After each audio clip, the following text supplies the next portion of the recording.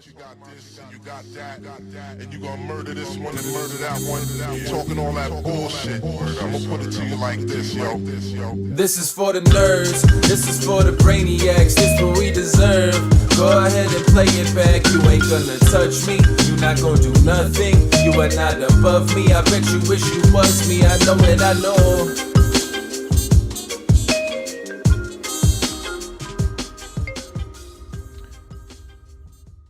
What's up, everybody? Welcome back to another episode of the Only Friends podcast. We have a special episode for you today, as our fallen friend Conrad would like to say. It's me, the Tortoise, and El Guapo. Once again, Landon is out sick. He's not feeling well. Can't shake it. I'm also sick. Yeah, I don't feel good. I don't feel so I feel terrible. I don't feel so good, cuz. Don't feel so good today, cuz. We're gonna mourn the Steelers a bit here in the ongoing. You know what? It didn't just stop for me. like 30 minutes. It didn't stop me from coming in full black and gold attire. Like, you know, we ride and die by this team, by the city. Respect. I'm here. We're gonna have a fun show. We're gonna talk a little sports ball in the onset, as well as get our weekend Warrior picks out of the way. Most of us lost yesterday, so that makes it real easy. We'll update you on the leaderboard from last week, and you can subtract a bunch from this week. And then Barber is gonna come in about halfway through. We're gonna have a discussion about the idea of theory crafting. Now, this was something that I had in mind to have landed on for, because it's kind of his coined phrase, but I like it a lot. And there's a bunch of new derivatives that are popping up in some of these no limit games that kind of force you to freestyle on the fly, figure out the new game format in real time, and figure out, like, you know, where you're making EV, where you're possibly bleeding it. So Barbara and I are going to talk about that. We're going to talk about how that modeling of using game theory leads to problem solving in everyday life, as well as like what he's witnessed in, you know, the real world as an actual working man these days. So if you're here for the poker's talk, give us about 30. If you're here for the pain, so much pain. Welcome to the beginning of the show. We knew the pain was coming. We kind of knew it was coming. We both said yesterday that I felt nothing. As in, I felt after the game, or you mean before? Both. I've been a Steeler fan for that's what I mean. Plenty long enough, right, to recognize a trap game when I see it. Right. The Steelers don't win on Thursday night. They definitely don't on win the road against a divisional opponent on Thursday night. And that's no excuse. They're a far superior team to the Browns. However, the Browns obviously are also drastically underperforming to expectation. You know, they were expected to be a 9-win team this year. Mm-hmm. Looks like that's pretty unlikely. Speaking of, don't you have some over-under bets with the Steelers? Platt's really sweating it. It's 8, right? 8.5. 8.5. So if they would have just won yesterday, you would have already won it. So they need one more game? One more game. I like your bet. I like my side. Yeah, I like my side. I think you're going to get there. If you don't, oh, man. They were very much a steal at 8.5, I think. Mm-hmm. Shout out to Eric Comp. Shot us a $20 super fan super chat. He said, this time of year, I'm reminded how thankful I am for the Only Friends podcast. Hey, man, save it for Thanksgiving episode. You know, you know what? We'll fucking be here on Thanksgiving Day. No. Oh, maybe not. A lot of football that day. Yeah, I won't be here. A lot of Survivor You might sweats. be here. I'm not going to be here. Oh, I might be here. All right. Guess I'm here as well. I'll run the show. Don't worry. I'll man it, Guapo. Or if you want to come, I'll bring some yams. I'll bring some turkey. You know, maybe get you a little empanada. Make sure you put on a pound or two. Yeah. Holidays are tough. You know, you got that weight loss bet. I don't want you to forget. You know, 1 pound away. I think Guapo's. Let's make it 3. Yeah, I think Guapo's a pretty big favorite here to win his. Yeah, maybe. Last bet. Maybe we got a couple months here to kind of stuff his face a little bit. Let's see if we can get him to an all-time high. What do you say? Yeah. I gotta be honest, this bet wasn't as hard as I thought it was gonna be. Yeah, well, you know, it was a weight loss bet, not a fat loss bet. So yeah, that's true. You know, you just got yourself the skinny fat. Congratulations. Thank you, sir. I knew I would get some backhanded compliment at some point. I'm losing. How much did I bet you? $300. $300. Landed at 1,000, I think. I couldn't remember which one of us bet 1,000. I'm giving you $300. I'm gonna give you a shit sandwich to eat alongside it. Yeah. It's very good for weight loss, also, if you're into that kind of thing. Yeah, I'm sure you'll vomit a lot. Yeah. But the positives out of last night, if there are any. By the way, before you get into, I'm impressed that you just blew right by the all-time high reference. And didn't even give a. We'll get there. Listen, we're $400 off of 100K. When we get there, then we'll talk. Where's about the Bitcoin ticker? Do we have I think we have a real time. It failed for me for a second. Oh, no. broke. We Okay. broke Let's it. give you the big one. Okay. Yeah, there you go. Yeah, if Bitcoin is I think very I think close, by the end of the show, we're gonna be there. very close This to 100K. makes me equally as depressed as the Steelers loss. You sold. I hedged on the fucking election. I'm so dumb, man. This was the least sharp I've ever been on an election. Yeah. All I did was cost myself infinite dollars by A, not betting the winning side, and then B, hedging against the winning side by selling my fucking cryptocurrency. Betting the losing side was the hedge. You bet Carl. I did it the opposite. Yeah. If I had bet her, then I wouldn't have sold my coins. Right. That's what you should have I did the opposite. Yeah. I didn't bet at all, and then I sold my coins. That was bad. Bad judgment. idea. Yeah. Very bad judgment. But hopefully we hit it live here on the air, but we'll see what happens. Yeah, hopefully. We'll get back to that. Yeah. So the positive from last night, one, I mean, Jameis Winston, he's a national treasure. I know he's a Brown and all this stuff. He's my favorite Brown of all time. The bar is set pretty low.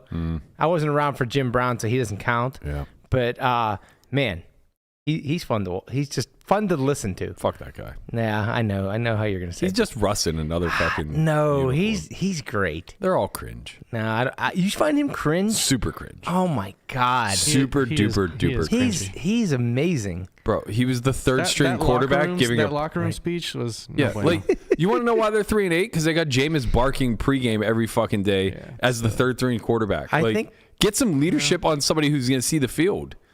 He's great. Yeah, he's great now that he's in the starting role. Like, fine, whatever. But Losing to him is not great. The main positive, and maybe it's not a positive at all, but you probably have some more insight on this. How many people, if any, you think took the Steelers last night? None. It may be one. It feels like why would you? But the fact that it's I can pick the Steelers against the down bad Browns. No, and people are overlooking the they don't win on the road on Thursday night. Yeah, I mean the line moved in their favor when the weather was supposed to be inclement. People take chances. It's a big chance though. Like that's the problem. Two people took the Browns last week. I get it. I get it. Those people still exist. But I think like if that's there's worse than taking the Steelers this week. I think if there are like simple rules of thumb that you kind of want to fade when you're not sure is don't take road teams, don't take teams with inclement weather. Right. Yes. And tends to even out the game pretty quickly. Yeah, and try not to bet interdivisional games if necessary, especially if the line is close. Teams just know each other too well. The games usually run pretty close. Right. I'm also there's like 4 or 5 teams that are viable options. 6+ point favorites. Yeah. We'll talk about our survivor picks coming up soon. I mean, look, I think there are some positives to take away from the game. I don't know exactly what they are because I'm too blinded by rage to actually figure them out. But I'm sure Tomlin will figure it out. One of the positives, we probably would have won the game if the officials did their job. I don't know if that's a positive because it would have been the ugliest fucking win. They didn't deserve to win yesterday. No, they should have won. That's the thing. I'm not blaming the officials. No, you should. You should. The officiating was atrocious. I mean, that one was pretty bad. There was one that was maybe even worse than that one. The officiating was absolutely atrocious. They missed a lot of these calls, these PI calls, which whatever it goes either way. There was one where Porter got face masked on a crossing route that turned into like 15-yard completion for the Browns. Clear hold on Jameis Winston's touchdown, but whatever, like holding could go either way, so can't scrutinize that too much there.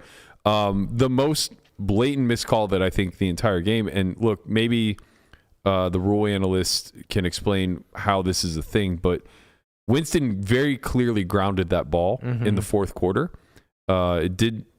He's in the pocket, so it doesn't even matter if it gets back to the line of scrimmage. There was no eligible receiver within the area. A lineman touched it, and somehow the illegal touching overrides grounding.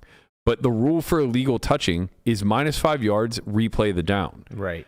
Why wouldn't every quarterback in the league just throw the ball off a lineman's leg every time they're about to get sacked? Right. You save yardage because sacks are almost certainly going to be more than -5 yards, and you get to replay the down. Right. If it's like third down and now the option is to punt or kick, depending upon where you're at in the field. Now, was it right to accept the penalty and make it 3rd and 7 instead of 4th and 2? One thing that, and I'm not really sure of the rules, right? Like I don't know exactly how the rules play out, but one scenario, it might be that the lineman was he wasn't behind the line of scrimmage. If you're behind the line of scrimmage, then I think it's just grounding because the ball has to get past the line of scrimmage. That's when you're outside the tackle box. You can throw it away as long as it gets to the line of scrimmage outside the tackle box. Right, but I think also when you're in the tackle box, it has to go to an eligible receiver. it has to go to eligible. Doesn't have to go to the line. If you throw it at a running back's feet, 5 yards back in the backfield. I'm saying, but it's a forward But pass. if you throw it at a lineman's feet, they have to be like the difference of. But this is what I'm saying. That makes no difference. He's not an eligible receiver. Like Winston couldn't have just hucked it out of the back of the end zone. What I'm saying is, if the lineman's behind the line of scrimmage and you throw it at their feet, it's grounding. But if he's beyond the line of scrimmage and you throw it at their feet, it's legal touching. Yeah, I don't know if that's the rule, but maybe that is the rule. I understand what you're saying. Let's say it makes sense. I just don't understand that particular rule because the line of scrimmage has nothing to do with being in the pocket. Like when you're in the pocket, the line of scrimmage doesn't dictate anything. Eligible receivers dictate things. Yeah. Right? He can throw it out of the back of the end zone. Right. As long as there's a receiver in the end zone. Right? So if he's in the pocket, he can literally just huck it through the goalpost as long as there's a receiver within, reasonable distance. But what he can't do is throw it out of bounds past the line of scrimmage down the sideline if there's no receiver in that area. That's just grounding. Right. So it should have nothing to do with the line of scrimmage. Yeah. I feel like that's very likely a botched call. It felt like grounding to me. I just don't see how it wasn't. That would have grounding. made it like 4th and 15, something like that. And they would have been out of field goal range. For sure. Yeah. And like the announcers also seemed very confused because Kurt Herbstreit goes, "Oh, well, he was getting hit by Queen. That's why they ruled it an illegal touch instead of grounding." Doesn't make no sense. That doesn't make any sense. No. Ball still just has to get near an eligible receiver. If you're getting sacked, that's the whole point of grounding. Right. You can't just like bail yourself out of an intentional grounding call by, chucking the ball anywhere you fucking feel. You have to find someone within the vicinity, and he just didn't. So, I mean, obviously, like, that call gets blown, in my opinion. If it goes the right way, Steelers probably do win. They don't deserve to win. No. That should have been a blowout game. Right. But, weather does neutralize things. Being on the road neutralizes things. Thursday night, yada, yada, yada. They're in for a long second half. And I jumped aboard the hype train when all the mainstream media was jumping on the backs of the Steelers. I think everybody forgot what the second half schedule looks like. They'll be fortunate, I think. Fortunate's not the right word. I think their expectation is to go 3-3 down the stretch, these final 6 games. Yeah. I think their expectation is an 11-6 team right now. And I think if they finish 10-7, nobody should be shocked. If they go 12-5, that's, outperforming. Mm-hmm. Or maybe it's an indicator that they actually are legit. There's a real chance that they go 2-4 down the stretch and finish the season 9-8. Yeah. And maybe miss the playoffs. That's certainly a possibility. They have a 10 No, they only have 3 losses. There's 7 games left, right? Right. Are there 7 games left? 6 games. They're 8-3. 8-3. So 11, 6 games left, 17 total. They play that right? 17 games. Yeah. Right. Yeah. Right. So I'm doing the math wrong. Right. They'd be 10-6. They went 2-4. Yeah. Yeah. They have 8 wins. My apologies. Right. So 9-8 is very unlikely. Yeah. But 10-6 might miss the playoffs. That happens. Yeah. I think less likely just because of who they've beaten. They're likely to win a bunch of tie breaks. Yeah, maybe. But the bigger point I'm trying to arrive at, I guess, is there's a 10-day stretch where they play 3 games. And those 3 games are against Baltimore. I think it's Baltimore, Cleveland, KC. Or maybe, it's Philly, Baltimore, KC. So they play next Sunday, followed by...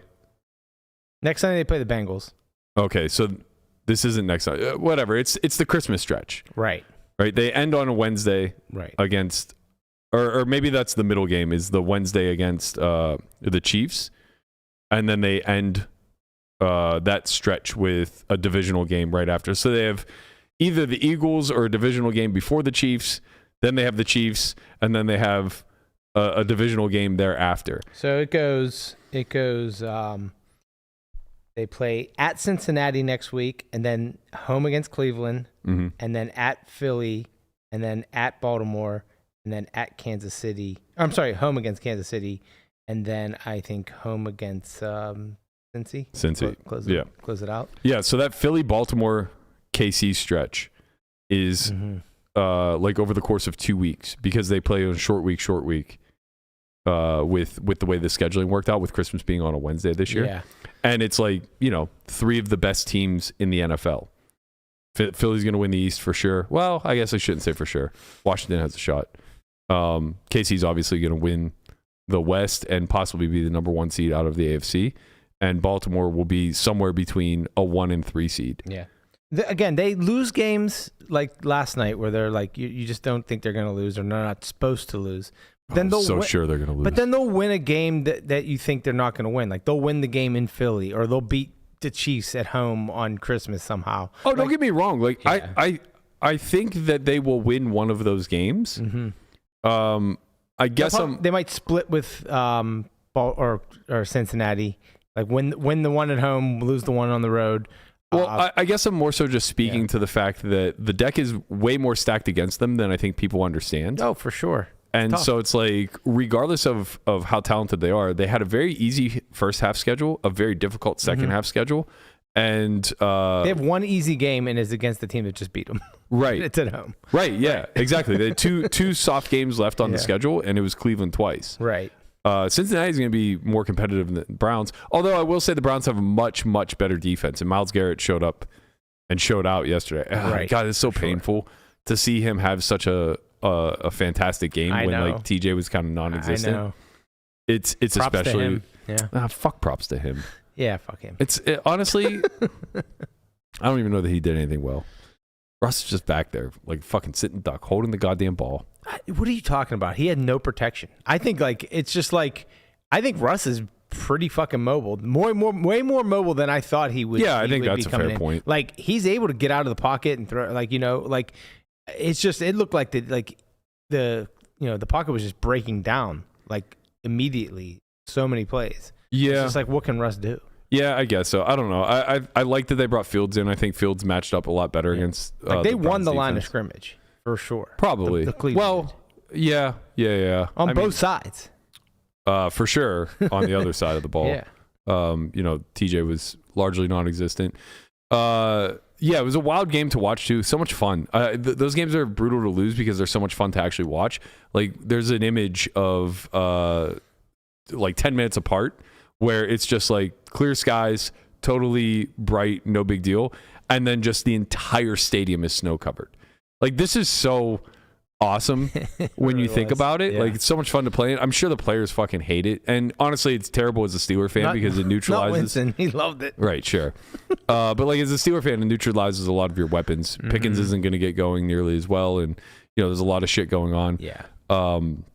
But it's one of those things. Oh, there was another penalty called, the one on KZ on special teams, where they're pulling him out of bounds. Yeah. He's getting pulled out of bounds by the gunner, and they called KZ for personal foul, like blocking out of bounds or whatever. It's like, what does he have to do? There was another one too at the end of the game where I can't remember it was Judy for the Browns. Wasn't like clearly touched, but so he like wasn't technically down. And either Minka or KZ or someone else like went up and just touched him, and they called it unnecessary roughness, or sorry, they called delay a game. Yeah, because like they were impeding his process to get back to the line of scrimmage or something like that. So just like really dumb, weird contextual stuff. Like a lot of, I felt like obviously I'm very biased as far as like what I say, but I try to be pretty objective. Like I know a lot of calls go the Steelers' ways as well, and like. Of course. Again, I don't think that they played well enough to necessarily win this game by any stretch. Right. But I thought the officiating was just like laughably fucking bad. It was bad, yeah. And I wonder if the weather impacts that. It has to, right? At some degree. I mean, they played an entire half without any weather. Yeah. It was bad then too. So there were blown calls before the snow hit. Way before. The face mask miss, the missed call face mask, the Pickens clear PI, I think, was one. The intentional grounding is going to be the one that everybody talks about, though. I think that's where, unless there's some very technical aspect of the rule like you're speaking of. That one and the Pickens one are so impactful because if either one of them goes the Steelers' way, they very, very much likely win. Right. Yeah. And like I'm just very much of the mind that like I would have I would have desperately wanted an ugly win here. Yeah. Because it gives you a buffer. And why do they got to tease us? They're down 2 touchdowns, and we just score both of them. Oh, I knew we were coming back. Oh, yeah. I was so sure we were coming back. They were so bad. Defense is going to make a great play. And of course, they do. They strip the ball. We get it. And it's just like, touchdown, we're winning. I'm like, oh, like, really? It's just going to be that easy? Yeah. Nah, it was just a fake out. Worst Tomlin game I've seen in quite some time. Lot of weird calls. Weird 4th down calls. Only weird because we have Fields. I know, but it's just so run the fucking ball up the middle. Yeah, God, of course. Fields missed his assignment on the first 4th down call. Yeah. He went right instead of left. Yep. There was a gaping hole left. Yep. But then on the later 4th down calls, it's like, let him loose. Even when he came in the game for They're getting too cute. I don't know that it's getting too cute. I think it's just they're putting him in a box, right? Like there was an entire drive where the Fields package was out there for like 3/4 of the drive. He never threw. Right. He just ran they just ran wildcat the entire time, and it's like semi-successful. But it's like let's not forget, like he was a very competent quarterback when he was in there. Yeah. And if you give him the dual threat option, it opens up the run game. You know, it doesn't have to just be Russ throws, Fields runs. Right. It's too right. too transparent. Yeah. It's very see-through in that regard. I would have liked to have just seen a little bit more out of that. But the Tomlin aspect, I love him as a coach. I'll never be on the fire Tomlin train. It's insane. People are idiots. You literally have one of the 5 greatest coaches in the history of the NFL. Right. In the history. And granted, don't get me wrong, we probably had one of the other 5 in Cowher. So we're very spoiled. Another one in Noel. Yeah. I mean, who knows? He won 4 Super Bowls. Yeah, okay, but I think he like kind of gets edged out of the top 5. He just wasn't there that long. As far as like whatever. Wasn't there that long. I think he was there 65. Oh, from like 50, like from the literally from like the 60s to the 90s. No, not till the 90s. Maybe. Cowher took over in 92. 91 maybe? 92, I think. 91 or 92. Yeah, maybe you're right. Noel was there a long time. Maybe he was there a long time. Yeah. All right. Anyway, maybe 3 of the top 10 then. There you go. But anyway, my bigger point is that he notoriously does not understand the EV of a timeout.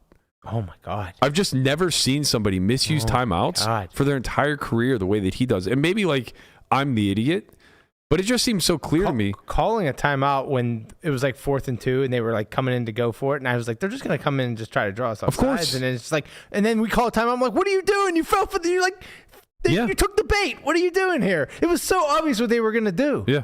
And I was just like, oh my God, why are we wasting these timeouts? Right. I thought that was silly.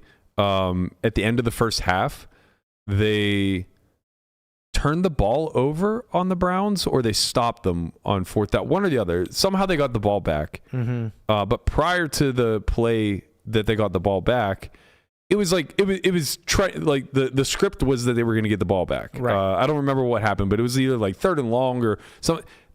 They don't take a timeout. Right. They just like let it run for whatever reason as Cleveland's bleeding the clock down, and then they get the ball back with like a minute instead of a minute and a half, right, or whatever. This is a lot. Right. So they kept in the field goal range. Yeah. So they kept the timeout in their pocket with sub 120. Mm-hmm. They get a big splash play, 1st down. And then Russ gets sacked twice. They're out of field goal range. They just take a knee with a timeout in their pocket. And it was like they didn't even take a knee. They just let it run out. He got sacked, and I thought okay, he might have got sacked beyond the 40, so they're like maybe on like the 38-yard line or something like that. Maybe they can't. It's too far for a Hail Mary, but like call the timeout. At least call a timeout and evaluate. Right, exactly. Don't just let it go to 0. If you want to call a timeout and then take a knee, that's fine too. But like, why waste it? It's just insane to me that you would just let the clock run out without calling a timeout. But it's just like, okay, you know what? He makes some mistakes, and it's frustrating when he does, but like fire Tomlin is insane. Insane. It's insane. I mean, like he just people like to point like, oh, he hasn't won a playoff game since 2017. It's like, if you guys had any idea how average the teams have been since then. Mediocre Mike. That's why they call him Mediocre Mike. Yeah, but like the thing is that we don't rebuild. We don't have to rebuild. Right. Like we're not suffering like Patriots fans right now. You know what happened when the Patriots tried to rebuild? They sent the greatest coach of all time packing. Yeah. hey, Bill, get the fuck out of here. We don't think you're right for the job any longer now that you don't have Brady. Right. And now all of a sudden there's this association of like, well, Bill only won because of Brady. It's like, okay, either he's the greatest coach of all time or he's not. Right. Right. And it's like he doesn't lose value now because you're not surrounding him with the proper tools. So in my opinion, the way that the Steelers franchise has been run, like, look, you can get upset that we don't have more Super Bowls. You can get upset we don't have more AFC championships. And you can dwell on the fact that we didn't perform better during the Brady era when we really did have the killer bees but holy fuck, man. The franchise over the last 50 It's like the Yankees years, complaining because they haven't won a World Series since 09. right. So you got 27 of them, man. Right. And it's like, what are you going to do? Just keep recycling coaches until one of them has enough talent to win the World Series? Because that's all that's going to happen. You know, it's like this guy, I wish there was like a WAR metric for head coaches in the NFL, because his WAR has to be out of this world by comparison to other head coaches. Standard is the standard. Yeah, but goddamn it, the standard comes with burning timeouts in the worst fucking way. Like, see the script, man. You're going to take the lead with fucking, 4 minutes left by 1 point. You need your timeouts. Right. You're going to have another possession and you're probably going to be behind. Right.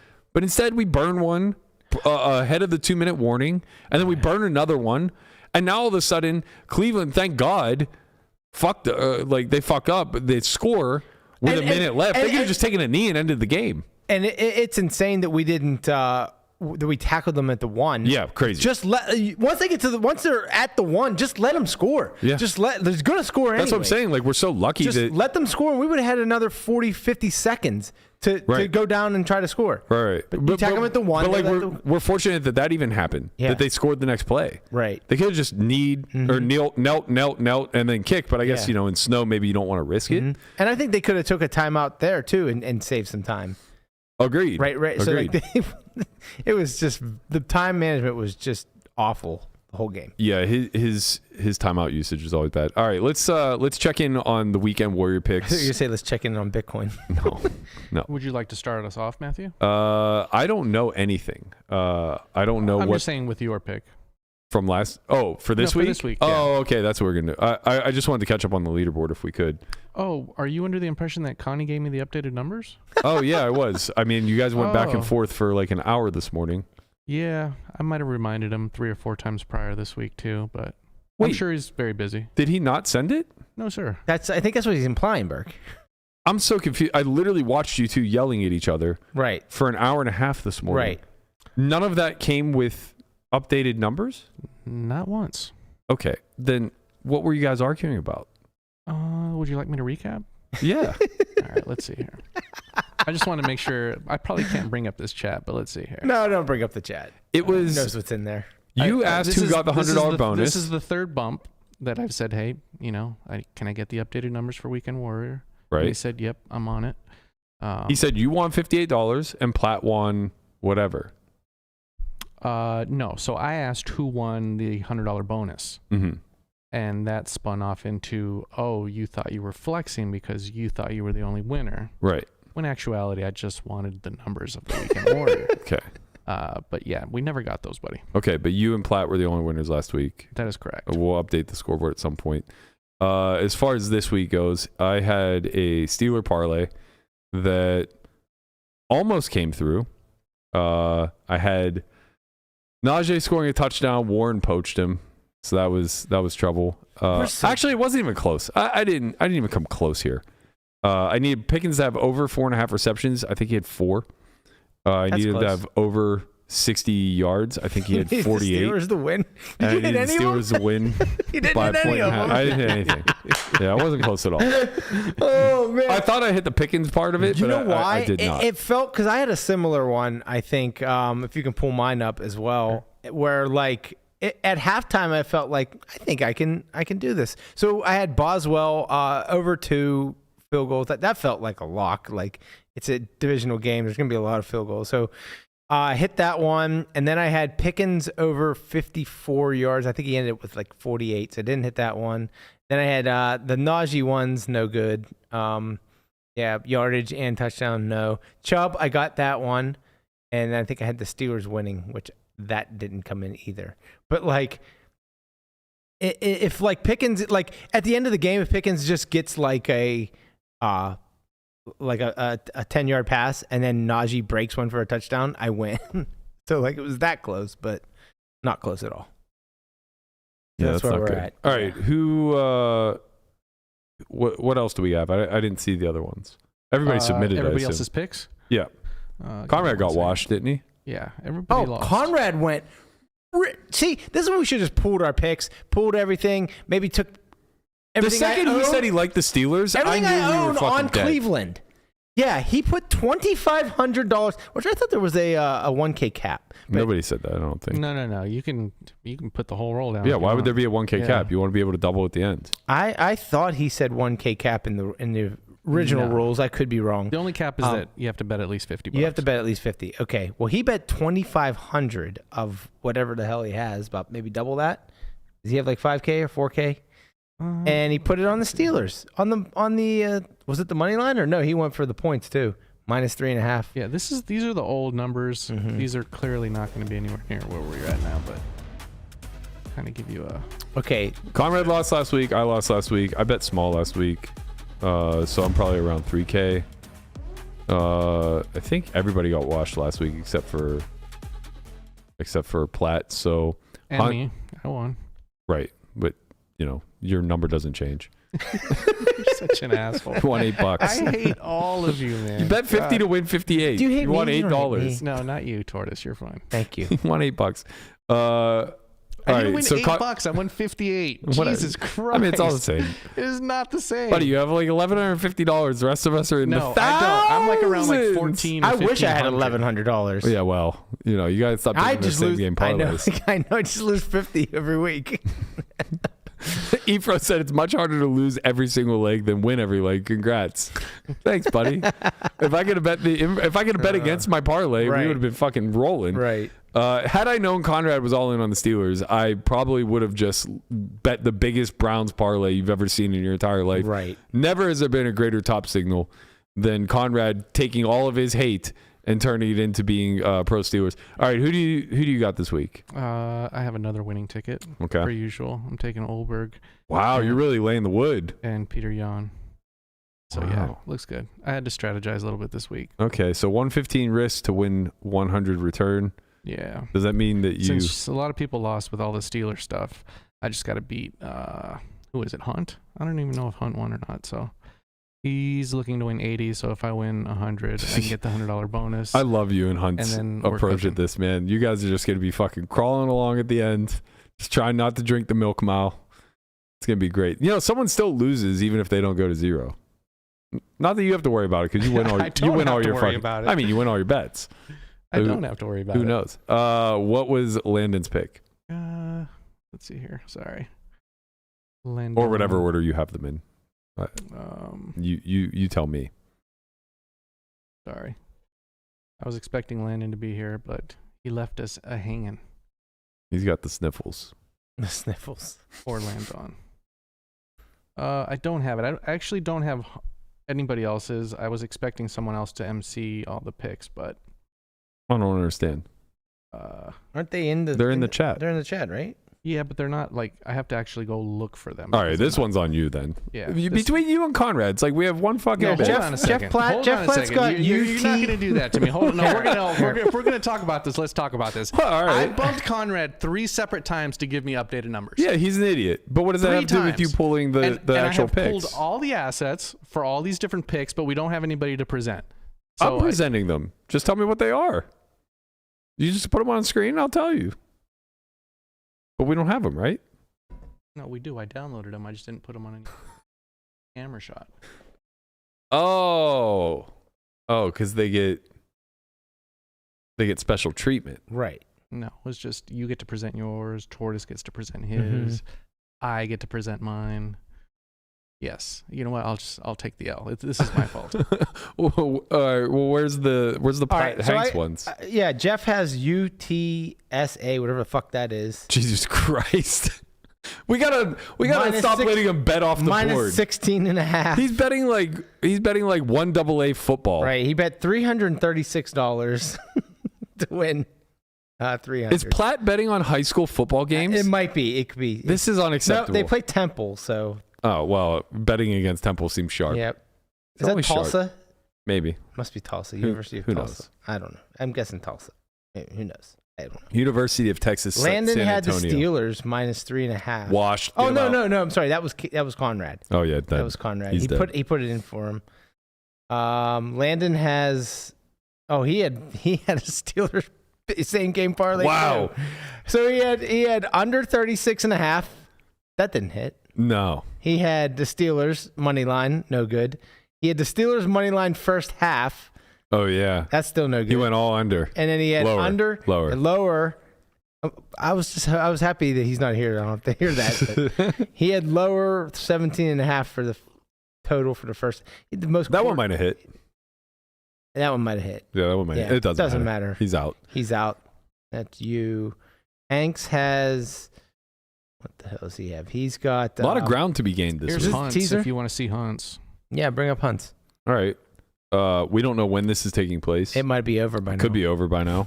But it looks like he took This is the best segment of all time. Best segment ever. Well, when we start letting people bet fucking high school football and fucking D-League soccer in the middle of nowhere, England, we're in trouble. But it looks like he took a big favorite. God bless Hunt. We'll find out next week if he made it. And then Hanks has a terrible teaser, I'm sure. It says one parlay of 3 teams. Okay. So I'm guessing that's a parlay. He's got the Bucks -6, the Dolphins -6. This is also Seahawks pick. for sure a terrible teaser. Right. Oh, wait. Seahawks pick? Who do they play? Yeah, I think they play Arizona. Oh, okay. He didn't tease. Yeah, no, it's a parlay. Wow, he just went for it. Yeah, it is $100 to win $492.25. Okay. He's really trying to get himself back in there. Yeah. I'll be shocked if he wins. Oh, he bought a point on the Dolphins. What do we think about that? Yeah, Efro, what do we think? He looks like he teased it from -5 to -6, I guess. The Dolphins aren't -5. -6. So it's probably -7 to -6. Right? Oh, yeah. Okay. Sorry. You're right. You're correct. Yeah. Why would he want another minus point? Okay. Hey, he moved off a key number. Listening to Efro finally. Right. You know, maybe. But I don't know. Is that I think it would be much better if it was 7.5. Of course, 6.5. Of course, it would be 7 to 6. It's like, yeah, of course. It's not really that much of a key number. Oh, I was right. It is UT San Antonio. I was just joking. Oh, good job. Who knew? Guess it's not Tulsa. No, I guess not. TSA, Tulsa. You're an idiot. All right, let's scrap this fucking segment. Oh I'm over it. I'm Honestly, very over it. After that, I'd much rather do Wardrobe Wednesday. Agreed. I'm dressed to the nines. Let's fucking go. Me too. All right. we need to move on to poker talk at this point. Oh fuck. All right, we have Barber coming in shortly. Prior to that, though, there was a story that broke out of Cleveland, ironically enough. And this is what you're dealing with Browns fans. Yeah. You know? Mm-hmm. Just a bunch of cheats and thieves. That's what you get with Browns fans, you know? You got a bunch of pot-shortened sons of bitches. That's all I know Cleveland to be. This is interesting because I don't really understand. I read the article twice trying to get to the bottom of it, and I'm still very confused. The allegations against the poker dealer were that he was shorting pots. Basically, he was just reaching into pots and taking a little something for himself. Well, how does that even work? Instead of putting it into the rake, you just put it into your pocket? Or you just as you're bringing the chips in, you palm 25 or 100 or something like that. And then where do you put it? In your mouth, in your bra, where? There was a Bellagio dealer who used to do this. I shouldn't say used to do this, it was an ongoing thing forever. But there was a Bellagio dealer who got caught doing this, and he was putting 1Ks in his mouth. In his mouth at the table? Yep. How Yeah, the he would hell? palm a 1K from the pot, and then and put it in his mouth, And then just hold it in his mouth for the whole down? I mean, I don't know if it was for the whole down or until he had to maybe he just gave a little one of those and Maybe put it in he his pocket. swallowed it, and then a couple days later he got it back. Don't know. All I know is that was the rumor, and he was shortly there fired. So what I'm confused by here, though, is he's alleged of taking money out of the pot, and it looks like he stole chips 14 times, therefore has 14 charges over a 1 month period. But the amount of theft is alleged to have been less than $1,000. That's a key point because it says Grand theft. Ohio state law states that theft is classified as a misdemeanor if the amount stolen is under 1K and a felony if it's over 1K. Right. If it's 1K or above. Now you know where grand theft comes from. Okay. I thought grand theft is 10K. No, $1,000. Grand is 1,000. Yeah. Yeah. Maybe. We need to look into that. I was pretty sure it was 10,000 or more, and that was federal, not state level. Mm-hmm. But anyway, it makes sense. it does make sense. You've got me at least thinking. At least intrigued. I'm noodling at least. Okay, so the issue here is that, or the thing I'm confused by, is that it said you could face up to 12 months in jail for the felony charge and up to 180 days in jail for the misdemeanor charge. I don't get it. If the theft is under 1K, how is there a felony charge? What am I missing here? Also, both of you are correct. Huh. Ooh, Oh, I like That's a that. rarity. That's nice. okay. So what does it say? It says It says the amount that constitutes grand theft varies by state, but it is typically between 1,000 and 5,000. Oh, I thought. it was- where's Berkey thought- right? Yeah, I'm sorry. I thought it was 10K. Oh, okay, I thought it was. Oh, I didn't know you. I didn't hear you say that. Yeah, he said 10K. I thought you just stated that it had to be 1K. No, I thought it was 10K, and I thought that was a federal charge, not a state level one. But here we are. So I'm guessing California's 5,000. Makes sense. It's almost certainly not 1,000. Yeah. So yeah, I guess that's the only confusion I have is like why he's being brought up on grand theft charges, but maybe I'm just like misunderstanding the article. And of those 14 times that he stole, one of them was over 1,000. But it doesn't. Maybe. It doesn't make sense. It says the amount of the theft is alleged to have been less than $1,000. I don't know. Maybe it's a misprint. I'm not sure. Anyway, don't steal. Yeah, It's bad. That's the Stealing's moral of bad. the story. Stealing's bad. Okay, especially if you're trying to steal from the Weekend Warrior pot. Right. We will cut your fingers off. Yeah. Okay. Conrad's out here cooking the books, fudging the numbers because we're all way too lazy to go back and double check. None of us are going to. We're just completely relying We're trusting on a Conrad. guy who can't get us numbers a week in advance. We're all fucked. You know what? He's never losing, No. obviously. Right. Like somehow he lost 2,500 last week, but he'll still be the leader. Right. It's The It's leader my guy. fault. I literally only asked 3 times this week. Guapo, I You knew can't who you were believe asking. Jesus, Guapo. You were just get trying to with it. flex, Guapo. Yeah. Why are you that's what trying it to was. flex on the book? It's funny when like Guapo, because Guapo's literally the nicest guy maybe on the planet for sure in this country. and when like he's mad, like he is fucking fuming right now, but Oh, yeah. he's never gonna yell. He's just gonna have that tone. Is the disappointed mother tone. Yeah, he's It's just called like, you know, postal. I only asked him like Yeah, 3 like- times. Sure, guys, I'll just take the L on this one. It's okay. We do need a commissioner. That's very clear. Oh, No, man. I think if we run this bit again, if somehow our pod survives, I will take over it and I'll do the numbers. And it'll be Honestly, fine. that's what should have happened. We should have had you just be commish. We'll cut you in a little slice of the pie. Mhm. You don't have to, hit us with your $8 parlays every week. We want a real sweat, Guapo. 8 people in this contest, Lamanna. Yeah. I'm in 3rd place. I and know. Somehow I'm the Right. one that catches How do you shit, know right? you're in 3rd place? I know We I'm haven't in seen 3rd fucking place. updated numbers in 6 months. I'm quite certain of it. Oh, of course you are. You and Conrad out there cooking the fucking books. Yeah. So now we're in. I thought I was in 3rd Oh, place. it's a whole ruse. It's like It's a giant ruse, right, yeah. right. I see. It's like good cop, bad cop. Yeah, the only one with wolves over their eyes Right. is you and me, Lamanna. Right. Just the gullible Steeler fans That's out here it. betting the black and gold every week. Fuck us, I guess. They're gonna come through for me eventually. Oh, man. When I'm all in, that's when it's going to be Christmas. Right. I'm just going to follow. Oh, yeah, we got to talk Survivor real quick. So, yeah, this week's Survivor. back to sports. We had poker for a little I'm bit. waiting for Barber. No, yeah, perfect. While we wait for Barber, let us know. What are we doing? Commanders? Also, let's do Secret Santa sooner than later. Oh, yeah. It's November. Yeah, but with us. Well, yeah, okay, Come that's on. fair. Yeah. Everybody should have. Yeah, we should have a deadline for gifts to be submitted. Yeah, You want to take that over, Commish? sure. I'm on it. Okay, now we're talking. Now we go. All right, so as far as this week goes, it's interesting because there's a lot of heavy favorites. Again, so another one of those weeks, like last week, where I don't anticipate very much of the field getting eliminated. Just taking a quick glance, there are 5 teams over 75% to win this week. Now, granted, a lot of them are going to be very lowly owned. Is lowly the right word? Sure. I'll let it fly. We like our adjectives around here. Adverbs. LY is adverb, right? Yes. Is that right? Yes. If you're describing a verb, then it's an adverb. Yeah. Describing But low isn't. noun, it's an Is adjective. low an adverb? Or is low a verb? Depends on how the usage of it. Right. Okay. Anyway, back to non-grammar related things.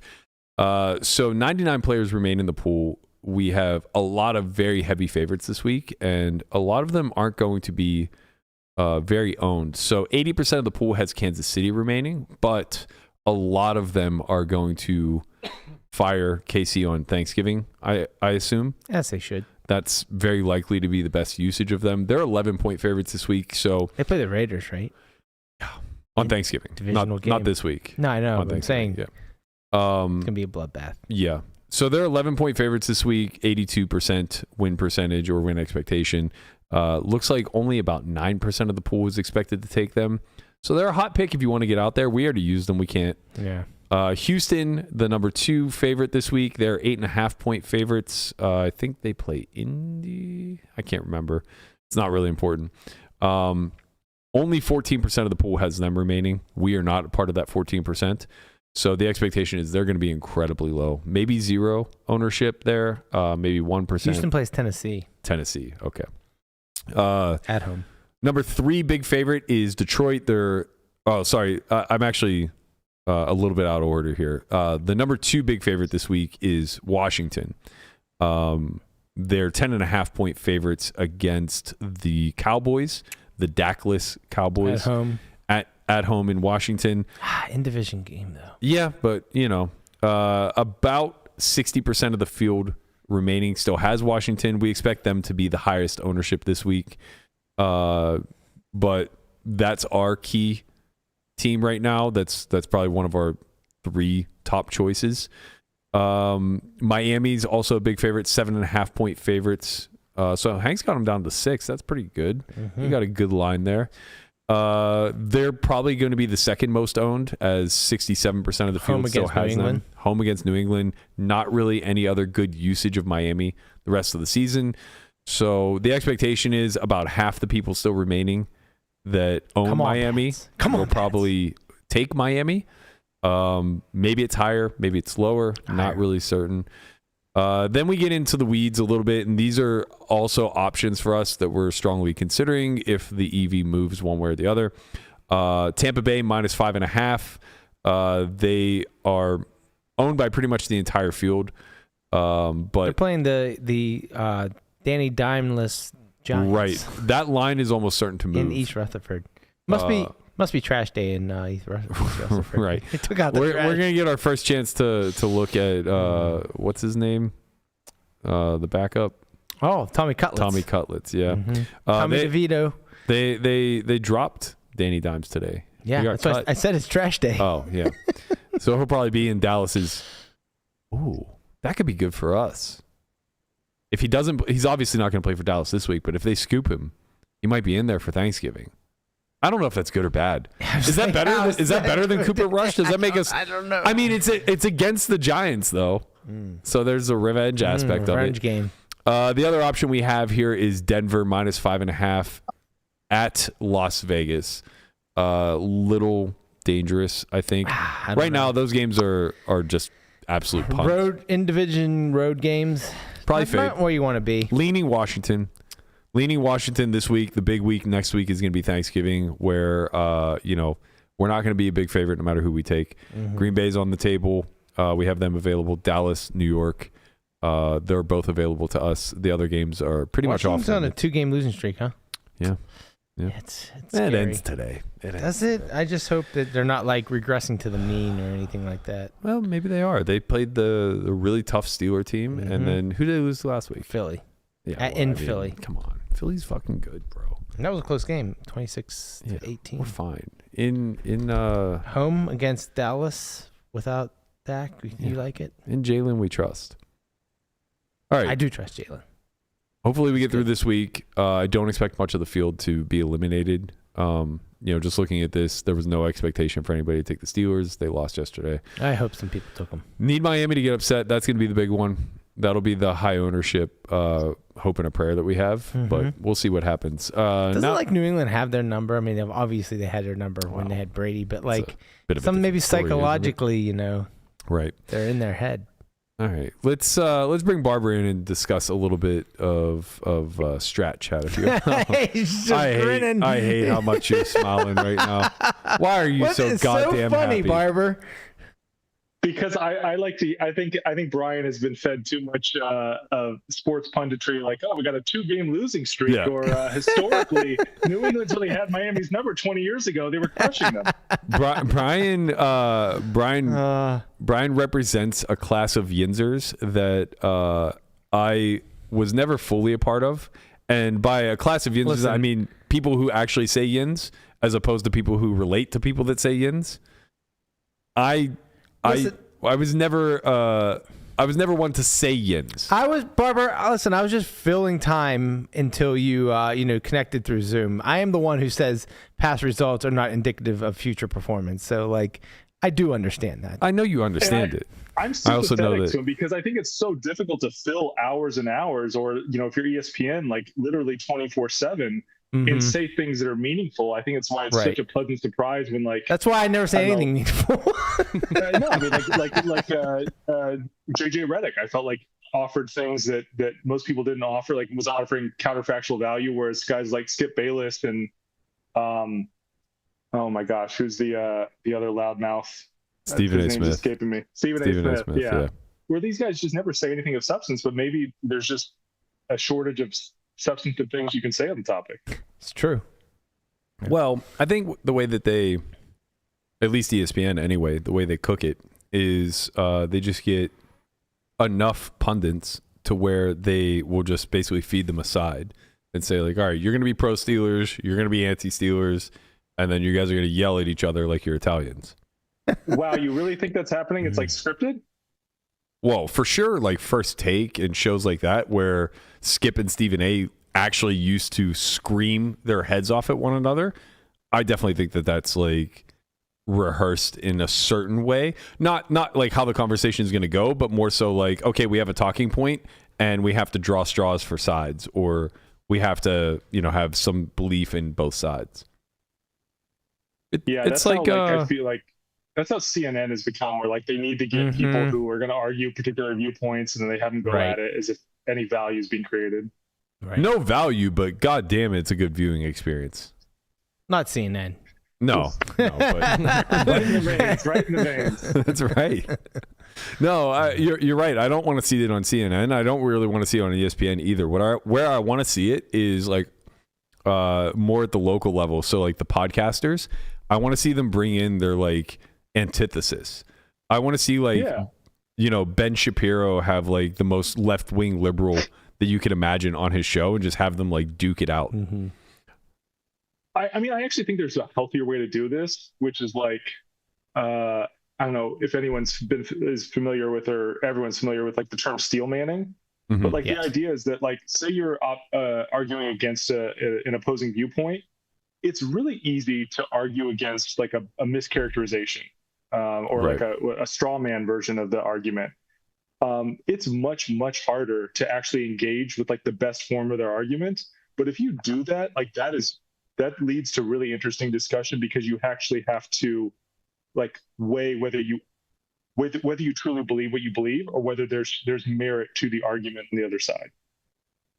Yeah, I think that's very true. I think that one of the best examples of this, and it's interesting for me to cite it because I'm very one-sided on both the debate and the debaters, but Jordan Peterson and Sam Harris had a 2.5 hour long debate on the existence of God.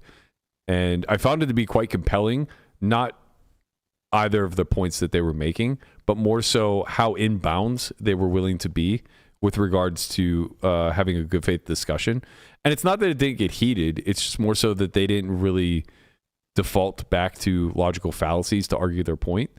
And I don't enjoy Peterson really much at all.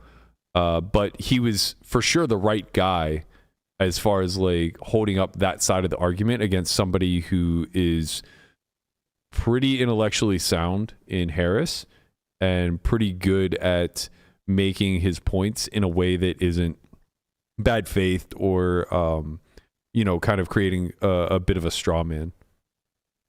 Yeah, no, I think that's I haven't heard that one. I've listened to a lot of Sam Harris. I think that he generally does a good job of that. I worry that he maybe doesn't bring on too many people with whom he's going to disagree. Agreed. I heard him once with Ezra Klein, and it's probably the only time I've ever heard Sam Harris quote unquote like lose a debate, because I felt like he engaged in some like bad faith arguments. But no, I mean, it's tough. I mean, this stuff is really hard, especially like when you're hosting a talk show or something like this. It's so hard. And if you believe in something so much, and then you just like, it's hard to like keep your emotions out of it. Yeah, which is going to lead you down a bad path. I think a guy like Sam Harris is probably pretty good at being, of course, yeah, removed. But like even yesterday when we had LaPlante on and we were discussing the merits of that was a good conversation. It was good, but not to pat myself on the back, but a lot of it was me not engaging in what I felt like were straw man arguments, right? Like there was a point where, and this is not, I'm not trying to slight Ryan. He did a great job of presenting his side, but there was a point where like he led off the conversation by saying how difficult tournament poker was because of all the nuance of pre-flop and everything else. And then no more than 10 minutes later basically said, well, pre-flop is more important to cash games than it is to MTTs for all these different reasons. And it's like, well, you can't have it both ways. It obviously can't be like the most nuanced street in the entire structure of the game format, but then also nowhere near as important. I don't know if that's totally true. Like, I think what he meant was that it's like, it's just harder to understand all the spots in pre-flop or in tournaments because there's so many more of them, but that doesn't necessarily make it more important than the simpler version of or less spots that you need to study in cash. Why? It has to be. It's by saying that, it's literally the most important decision point of an MTT hand, right? I maybe. Well, how could it not be? If you have all these varying stacks and you have the bulk of the EV and the ICM model all being created around pre-flop decisions. Okay, all right. Maybe what he was actually what he was saying was that it's not that it's more one or the other, but in cash that the pre-flop is the most important in that realm, and then it's also the same. It's the most important in tournaments. Sure. If you know what I mean. If I thought that was the point he was making, I would just vehemently disagree. Yeah. Obviously, pre-flop's not the most important decision point in cash. Right. It just can't be. The game tree is like so expansive, and to say that like the entry node is going to be the most critical point where EV is won and lost is just like, it just can't be true. Yeah. Isn't the strongest form of the argument there that's because stacks are so deep and the SPR is going to be so high that like mistakes compound. So if you make like a mistake, like a fundamental mistake pre-flop, that you're going to pay for it. That was his point. Yeah, that was that. I think that was what his point was. And I think Berkey just manages to dodge bullets and like come up with creative lines that cover up. No. Oh, maybe if you're talking about poker, sure, maybe. I think I think that's what I would disagree with is that maybe that's true in a vacuum at equilibrium, but I would still probably argue that it's not true because we can look at different solves and we can expand a range, we can contract a range, and we can see what it does to the strategy itself. But there will be an equilibrium strategy for all of them. The EV of said strategy may just be more or less optimal dependent upon what input you give. But the bigger point I would say is that due to the depth, due to the multiple streets, and the growth of the pot, which is reducing the SPR street over street over street, what you're actually seeing is more of an exchange of EV rather than a compounding of errors. For the compounding of errors to be true, your opposition has to respond perfectly to each error that you create. And I guess I'm basically arguing that can't be true, that isn't true in the human realm, but I suppose that like if we vacuum this whole thing, then it may potentially be true. But again, like going back to MTTs, preflop is often the end node. So it's still just, we're still just like comparing apples to oranges in that regard. Yeah. Like by saying preflop matters a lot in cash, it's like, well, everything matters a lot in a game where you're going to play over the course of 3 streets as opposed to just the entry node. Yeah, I mean, I for what it's worth, I'm on team cash for this in terms of difficulty. When Ryan first tweeted that, I thought, wait, you're arguing that the thing that is less profitable is also harder? Oh, okay, I'll just avoid that altogether. Yeah, I think that's a really good point. So I think a lot of it just gets lost in the language because cash is more complex, but tournaments are much more nuanced. And what's the difference Yeah, between I was about to complex ask and the same nuanced? so the complexity of cash comes down to the expansion of the game tree every time you make a decision. There's really no way to pare it down and just make it so simple that you have like very few tough decisions street over street. That stuff all compounds, obviously, right? But due to lack of depth, tournaments will be relatively simplified when you move forward post. Like we had a back and forth of like, okay, you're playing a single race pod at a certain stack depth. Well, unlike cash, because of ICM factors and all these other things, you could just like blanketly remove a massive chunk of the defender's range. Like they just won't have pairs when they're defending off of like a 16 big blind stack. They just won't have like, you know, Broadway hands and traps and all this other stuff. Like they're super, super, super capped range. And sure, it might be wide because they're defending quite frequently due to the pot odds, but it's weak. And that won't ever really lead to complex post-flop decisions at an SPR of 1.5 or 2. It's going to be tough to burn EV as the opener there. With the situation that you just described, aren't mistakes compounded further because when you make a mistake in cash, I feel like it isn't as detrimental as it is with tournaments, even when you're short stacked in what you just explained. I think that's like, because the amount of money that you're losing can be pretty big.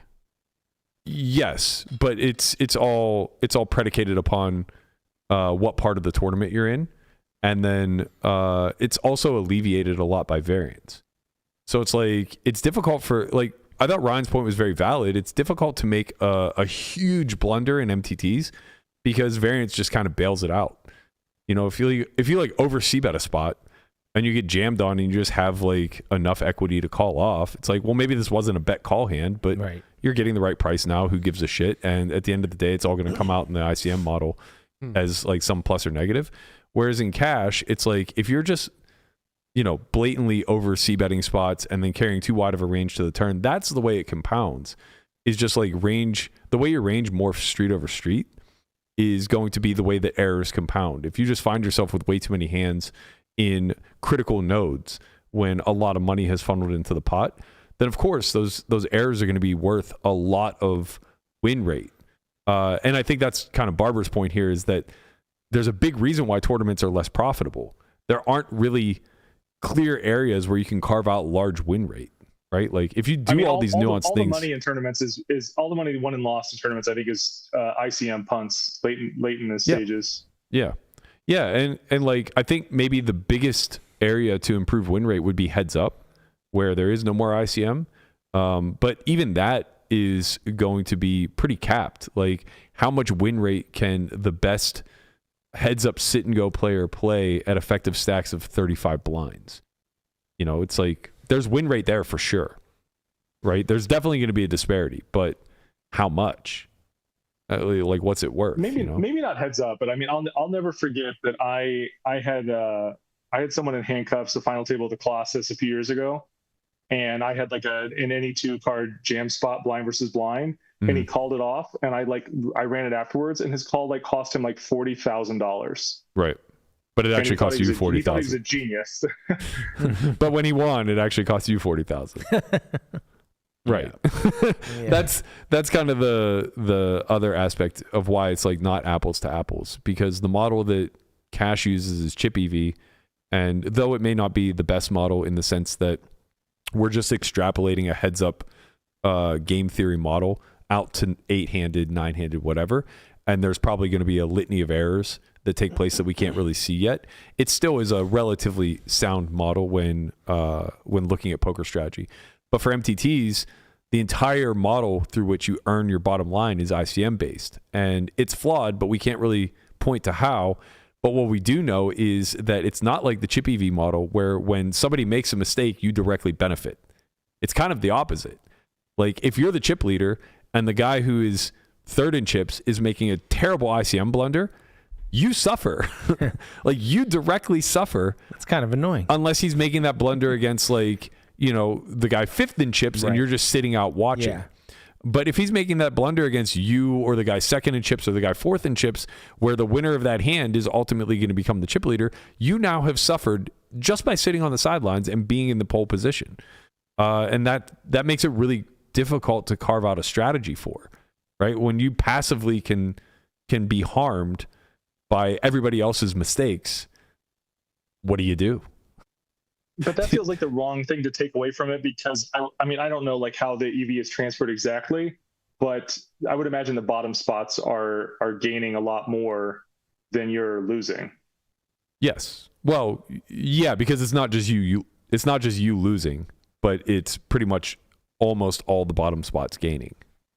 Well, yeah, but like the person who's making the blunder, they're losing EV, and you're saying first is losing some amount of EV, which I guess I like understand theoretically. I haven't ever like seen that before. Mm-hmm. But like if those two parties are losing EV, then everyone else must be gaining a shit ton of EV. Yeah. Relatively speaking. Yeah. The bottom gains while the top loses. It's it's wealth redistribution. If we could actually get an ICM model for government, we'd all be fine. Yeah. But yeah, final table ICM's like Social Security. I got to say, I think I haven't talked about this too much, but like I think my understanding of poker actually influences my politics more than I ever would have expected. Really? How so? Yeah. I mean, I think about like the utility of money differently. Like I actually think that the best argument for redistributive taxation is the fact that like when someone has a bunch of money already, the amount of utility they're getting from a little bit more is just so inconsequential. But if you could lift someone up from, you know, poverty level to 1.5x poverty level or 2x poverty level, like that's a massive gain in EV. Yeah, that one's a hard one to sell. That one's a hard one to sell because it starts to frame itself as socialism, and I think like just being American alone is kind of anti that. It's like what the country was founded on was not being socialist, I guess. But I actually agree with your sentiment in the sense that, I mean, it's obviously a tough sell to the person earning, but it's so much easier to earn the higher and higher up you go in wealth, that it almost makes sense to either curb that earning a bit or redistribute it somehow. But again, then the counter argument from the free market side of things is just that you don't want to discourage wealthy people from job creating, from creating innovating businesses. Yeah, and it's like in a lot of ways they are redistributing wealth, taking L's with innovation and startups and all these other things.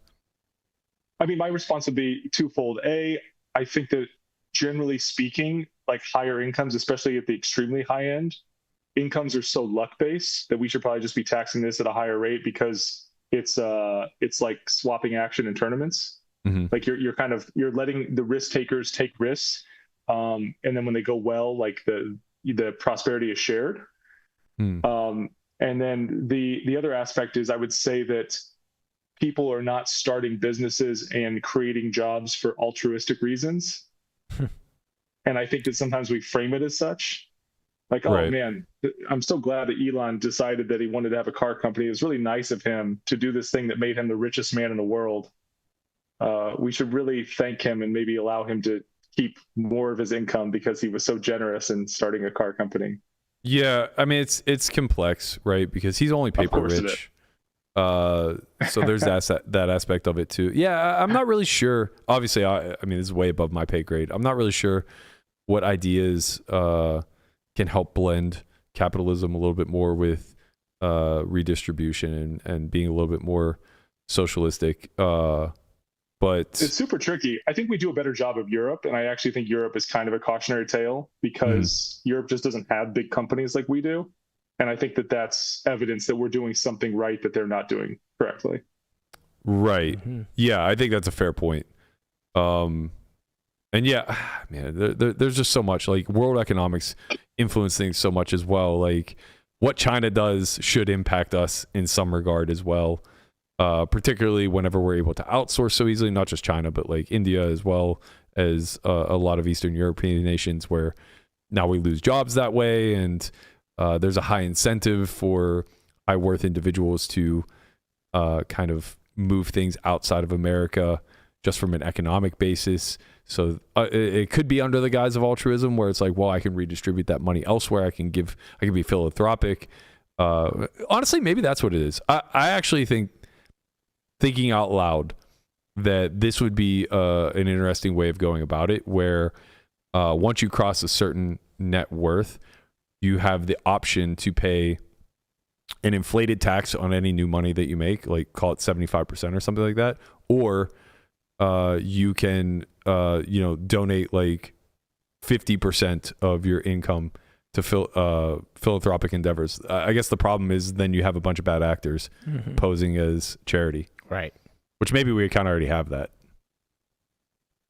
I mean, so I wish we had more like top tax rates. Like back in the 50s, the story is like Rockefeller was his earnings above a certain level were taxed at like 90%. And then the people, we already do have like the charitable donation tax deduction, but it's not exactly like giving you the option of either paying taxes or giving to charity. I think that could be a disaster if we ever did that, because I'm sure most people would prefer to give their money to charity than to give it to the government. Yeah.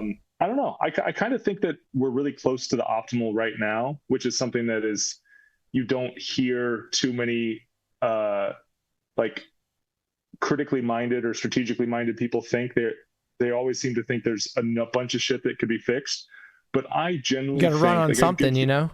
Yeah, a good heuristic is that we're probably pretty close to optimal in a variety of things, and we just need to like tinker around the edges. Taxes are probably set up correctly, government's largely set up correctly, and then you just make these small tweaks, which is why I hate this rhetoric that we need to like burn it all down and start over. It's like, no. I think there's some fear driving that rhetoric. Like, again, I'm not super sharp on this stuff, but I try to pay attention. Like, the infrastructure of America is really under duress right now. Our roads, our power lines, just the overall grid, things like that are greatly stressed by just years of wear and tear. And it seems like we're not allocating enough resources to that. But it's also a very tough sell, I think, to the general populace, where it's like, most of them are saying, we're food insecure, we don't have great housing options, and you guys want to divert a bunch of tax dollars to making sure that the pothole outside the rich person's house gets fixed. I mean, I want to be sensitive to like the claims of food insecurity or insufficient housing, but I got to say, like, we are an incredibly wealthy country. If you're going to be like poor, you'd rather be poor in the U.S. than any other place. True. Yeah, almost any other place. True. For sure. Yeah. And I think like, I don't think people are starving, and I think there's tons of resources, tons of government resources available. Like, we spend so much on social safety net programs, and I worry that like this is the stuff that ultimately is going to make like the Department of Government Efficiency work. If they truly want to cut a big number, you start with entitlements, and like that's the stuff we don't want cut. You don't want Medicare, Medicaid, Right. Social Security, SNAP, TANF, which is like used to be called welfare. All these programs work really well. They're amazingly effective, and I think just government's expensive, and those programs all get demonized. Yeah, those programs all get very demonized too by the next class up.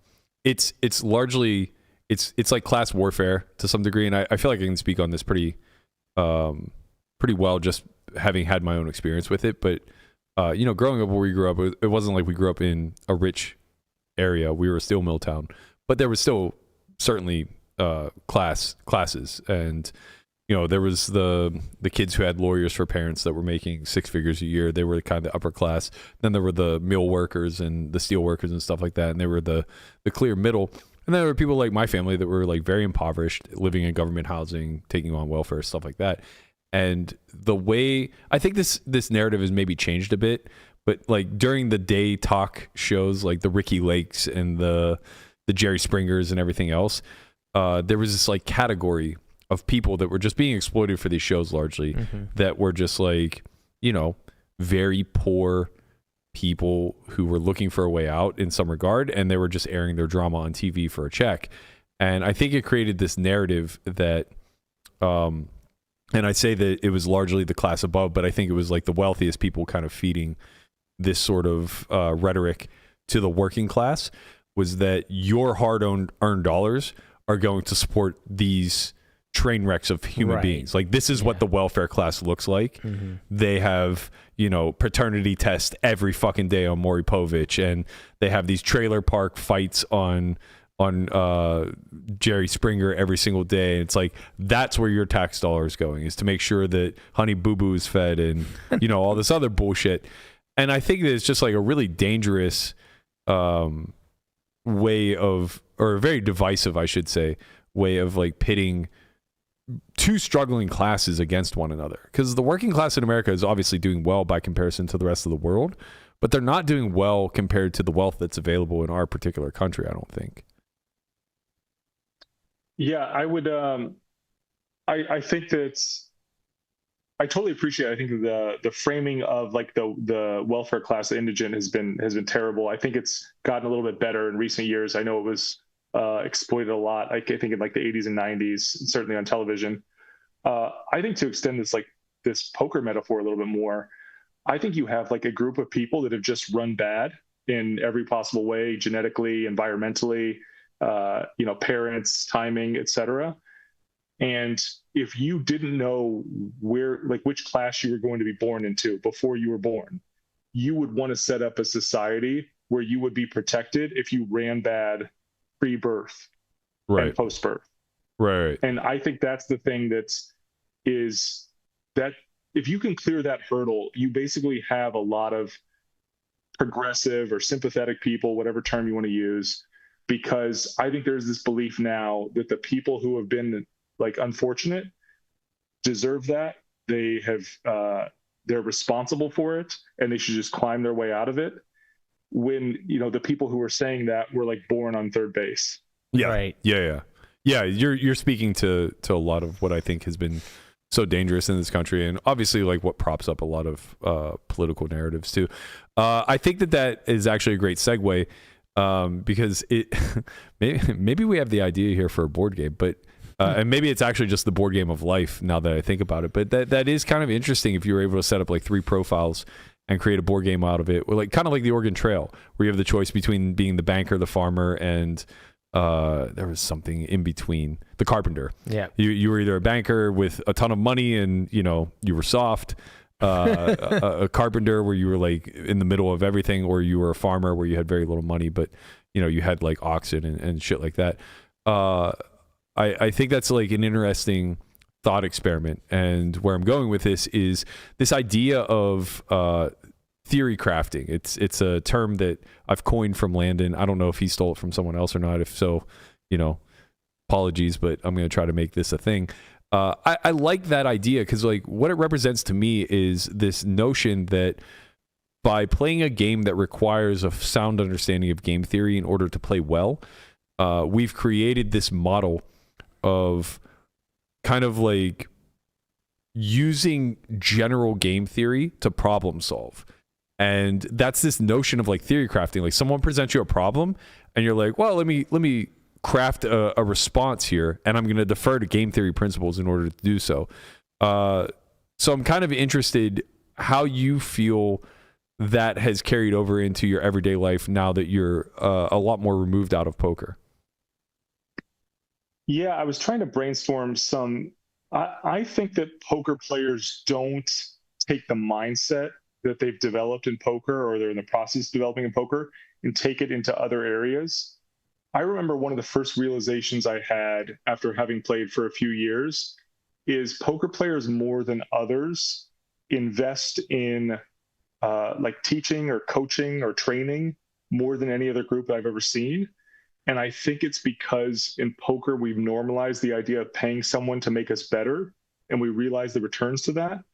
And they're quite explicit. Like, you literally boost an hourly or you boost an ROI from paying someone money and then having that information like transferred to you.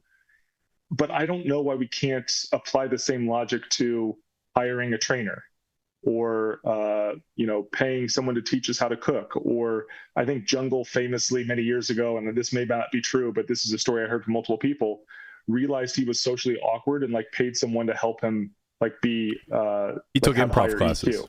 He took improv. Yeah. I Is spoke that with what him it was, about improv? this. Yeah. He took like 10 or 20 hours of improv classes. He raves about it. He said it was the best thing that's ever happened to him with regards to not just getting over social awkwardness, but with regards to dating specifically. He like credits a lot of those skills to being able to, just be relatively likable whenever he meets women. Yeah, I mean, I think that makes so much sense. And I mean, obviously it requires the self-awareness to identify leaks. And, maybe with poker, maybe we're better at finding leaks. Maybe we have the assistance of software. We're like, Hold'em Resource Manager or Poker Tractor is going to tell you like, oh, you're calling too much out of the small blind. But I mean, with a little bit of analysis, you should be able to find leaks in your daily life. And I think they're as easily plugged.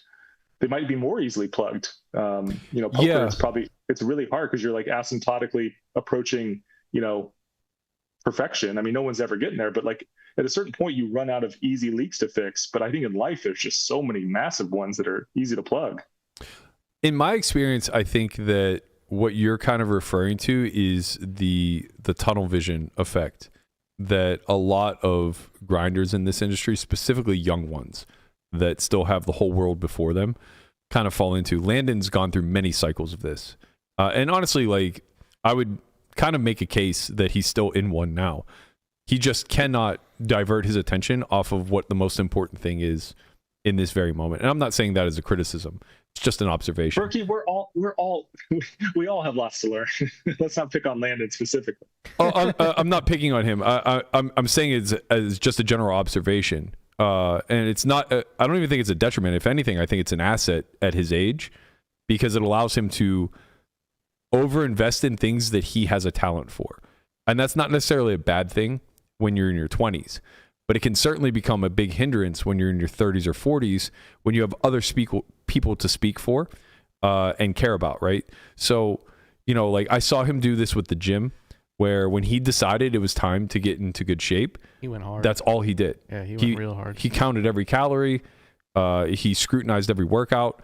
Everything became, not only did he gamify it, but also I think like Landon represents a class of poker players that's ever growing, especially within the youth, that very much see this game through a binary digital lens. So he doesn't have emotional attachments to money when he plays the game. He doesn't have emotional attachments to outcomes or anything along those lines. Everything is very much within the framework of what problem is before me and what decision can I make that gives me a better outcome on average. So they actually are really good at having a long view, but it's really only with things that that they can kind of get lost in for an eternity, so to speak. So it's easy with something like poker. There's a monetary return, and it very much is a binary game of decisions and outcomes, right? Very much like video games as well. I think that the younger generation is very good at just diving into these games, and no matter how complex they really just are a choose your own adventure problem set, right? So this notion of theory crafting really comes in handy because all you're trying to do is get from point A to point B, where point A is the start line and point B is the finish line of whatever objective is that you're trying to accomplish. Now, I think where all this goes wrong, and this is more so what you're speaking to, is the process-based stuff that will carry you through to the rest of your life forever and ever, and will always be an asset, but will always be an increasingly challenging problem to overcome because there are two things at odds with one another. There's your attempts to progress and life's attempts to kill you, right? Every day that you live, you're a day closer to dying, and every day that you get closer to dying, your body will be disobeying you, and so your body, your mind, all of these things will disobey you in some sort of regard. So each passing day, though you may be striving to become a better version of yourself, in some regards, physically or mentally, you're becoming a worse version of yourself, right? And that is a very difficult problem to now just quote unquote theory craft around, because you're not getting the binary response. If you're playing a video game, if you're playing poker, it's all pretty linear in its progression, right? With the exception of like maybe poker not being well rolled, you can find yourself retreating. But even in that sense, it's like dying in a video game. You know, you go back to the previous level. Sorry to interrupt. I was just going to say, I also think the feedback loop is really tight. Yeah. And I think a lot of the bigger problems that we really wrestle with as humans, there's either going to be delayed feedback, big lag, or delayed gratification, or it's not like tightly correlated. You can work on being a better communicator and still have terrible communication. Yes. Yeah. And you can work on being in better physical shape and just be fat for months until like something gives. You know what I mean? Like there's a big lag between the effort and the actual result, I think. And that's why I kind of fixated on the process.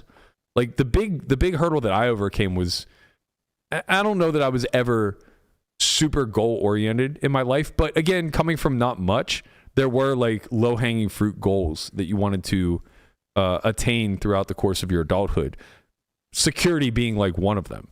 And honestly, like getting over that hurdle of like becoming secure became a bit of a problem, because since there wasn't a well-developed process behind it, it was largely just luck, right? I fell into this game in college. I got good, or at least good compared to the field, relatively quickly. And I had more money than I'd ever seen within a couple of years. You know, having 60,000 at 25, whenever you've never had more than 600 in your entire life, suddenly like you've crossed a barrier that like you didn't think you would see until you're well into your 30s, and now you're not prepared because there was no process to getting there, right? There was no preparation, there was no awareness around what happens once you get there, and you have to repeat the process now to get to the next step. And so often, and this is what led me to Elliot like 10 years later. Or maybe a little bit less, maybe 6 years later, whatever. But often it was me self-sabotaging, because I would reach these milestones, they felt empty and they felt undeserved, and I would just take huge astronomical risk to either win magnitudes more, to just like skip ahead levels, or to regress back to a level that I was very comfortable with.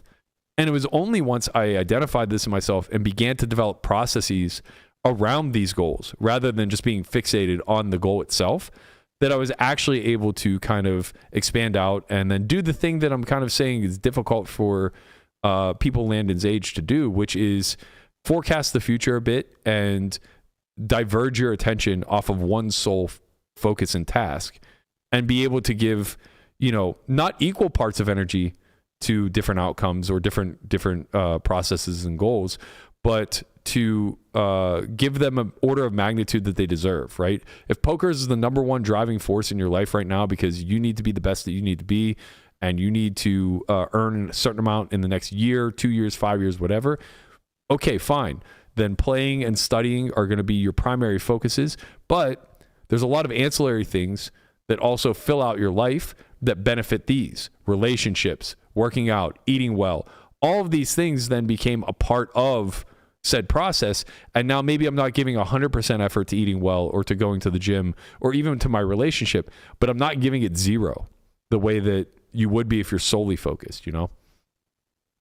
Yeah. And I think that trying to get that balance right is really tricky. I don't even know how important the balance is when you're first starting out, because I still think that like when you're in your 20s, you should be hustling like crazy. And the idea of limiting yourself to only 40 hours a week of working hard is probably suboptimal.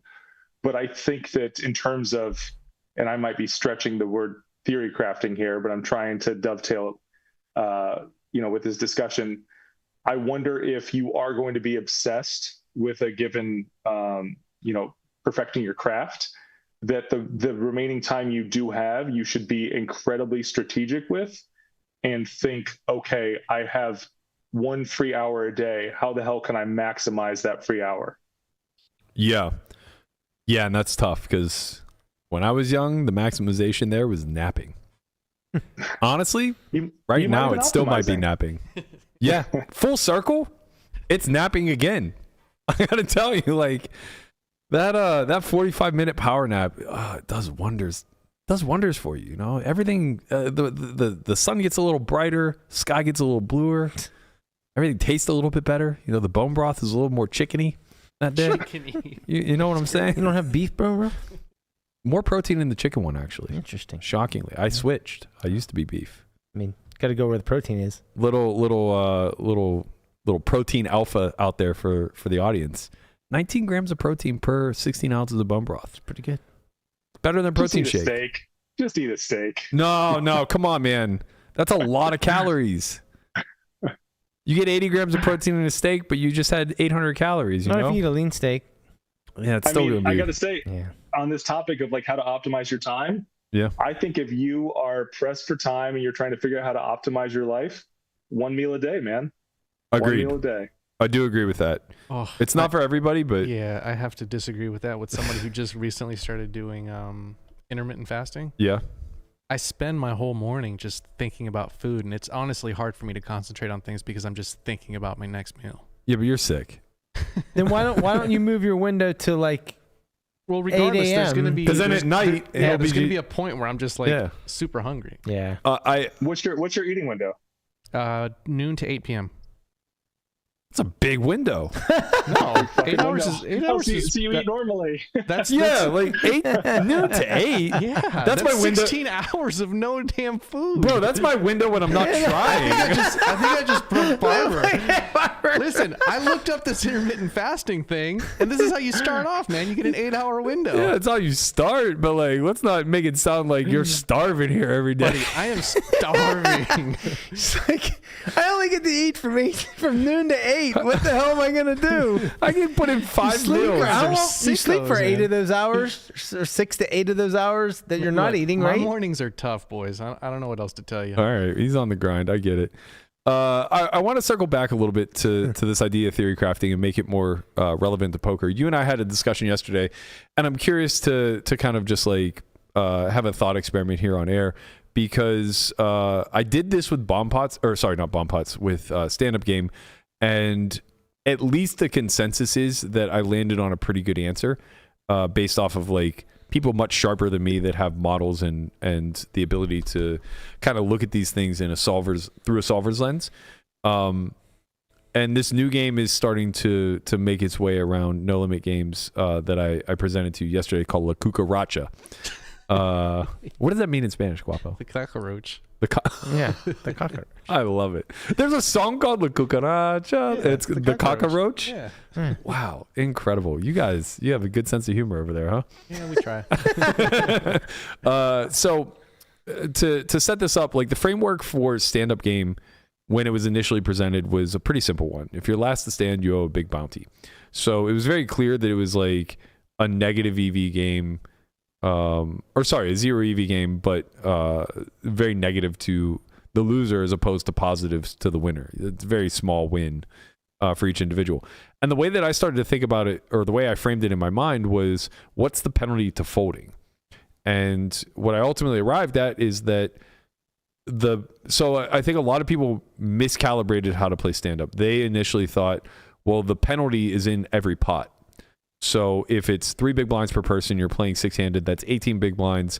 And that means that when you are heads up in a pot, you're playing a pot with an additional 18 big blinds in it. And that's not really true, because everybody can't win 18 big blinds. You only win your fair share of that, but you fade the 18 big blind penalty.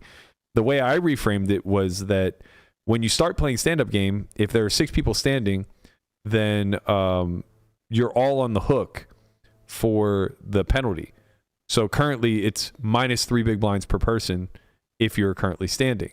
And the second somebody sits, now it's going to be minus 4.5. Yeah, something like that, right? So whatever, 5 divided by 18. So Never mind. Yeah, so like 3.33 or something like that. Yeah. And it just continually increases until you get the heads up. And I found that model to be very effective, because what it means is that the equilibrium of folding is now no longer 0. It's now been reduced to minus X amount of big blinds relative to the penalty, which doesn't it may initially, or at least it may have initially to me, generated a strategy that was like too aggro, because if you're losing three big blinds folding, it seems like you should just limp everything, yada yada yada. But it seems like leaning more aggro than passive is better in a general sense when it comes to these sort of carnival games. But most importantly, what it allowed for is a modeling once you get down to like three-handed. So now when there's three left, it's a 6 big blind penalty for each. And you can tell by the progression how important it becomes to start to try to win a hand whenever there's three left, right? And so on and so forth. So ultimately, it seems like that model was pretty good. And I kind of posed a similar question to you yesterday with this new Cucaracha game, which is it's a game where everybody antes, you see a flop, and a lot of people are now playing a double board. So you could potentially see two flops, which only complicates it more. But let's keep it simple. You see one board, and we'll say it's no limit hold'em. It's hold'em. And then your options by position are you can call the pot or you can fold. And that's your only option, 1 through 9 at the table. How important? The first question I asked you was, how important do you feel position is in this particular game? Yeah, I mean, I think how important is a difficult question to answer, but I believe the way you framed it was, is position important? And right, my snap response in any game kind of even remotely of this form is going to be incredibly important, or rather important, or a consideration rather. Right. Yeah, and then I think we talked about, how would you answer this question, or how would you become more confident in your answer to this question? Right, which is, I think, now you're talking about the process of theory crafting, right? So what we're doing is we're hypothesizing something very simple, something that we know is important in all games of betting, position, right? So then we try to come to a conclusion of like, well, how important is it in a game where there's only one round of betting and no raising? So actually, it's not even a round of betting, it's just calling or folding. My initial instinct was not very important, and yours was probably more important than not very, which is a very fair assumption, I think. So we start to ask questions then, and the way that I kind of backed into it and how we started to arrive at answers was, well, what is gained by the field when someone folds? And it's very clear that the remaining players gain EV anytime someone folds, whether that was somebody who has already called and there's a fold after him, or it's just the initial people fold and there are people left to act. No matter what, anybody who remains in the pot has gained EV because somebody has forfeited their equity share of the exact pot, right? So that in and of itself was all you had to point out to me to clearly state that position is worth something. It's non-zero, right? Right. So from there we drill down and we say like, well, how do we estimate what it's actually worth? And my thought process was simplify the game to heads up. Like just start with the most simplest form and then we'll back into how multi-way could potentially affect it, right? And you and I kind of went back and forth on like what would you fold out of position versus in position. And I think we had a bit of a disagreement on this one to initially start, right?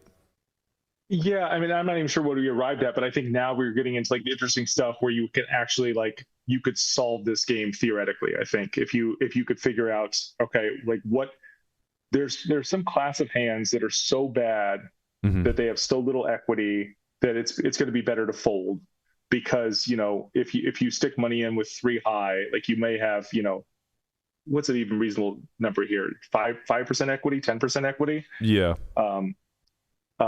You stick that in, you're just praying that your opponent has something like a similar 3 high, 4 high, because they're going to have to continue with any piece, right? Right.